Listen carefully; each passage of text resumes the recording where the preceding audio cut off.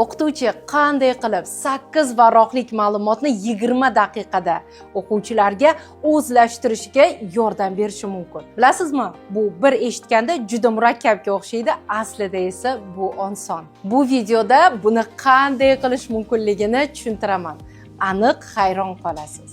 Bilasizmi, ma'lumotlarni o'quvchilar o'zlashtirib olishlarida eng ko'p gumanitar, ijtimoiy, hattoki analitik fanlarning nazariyasini o'zlashtirishda juda qiynalishadi. O'zbekistonda nima uchundir bu masalani xotira bilan bog'lashadi, lekin ishoning, bu jarayonda anglash juda ham muhim. Nazariy ma'lumotlarni 100% anglashga qaratilgan juda ham ko'p metodlar bor. Afsuski, juda ko'pchilik o'qituvchilar bu metodlarni bilishmaydi yoki foydalanishmaydi. Hozir sizga 5 ta shunday vaziyatda qo'l keladigan interaktiv metodlarni sanab o'taman.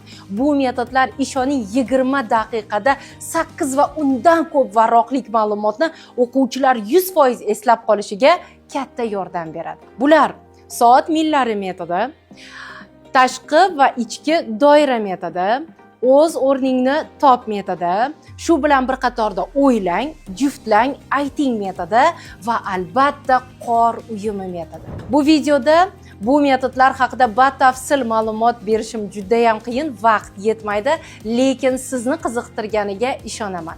Shuning uchun hoziroq izohlarda 5 raqamini qoldiring, men sizlarga direktdan aynan mana shu metodlardan birini qo'llanma sifatida jo'nataman.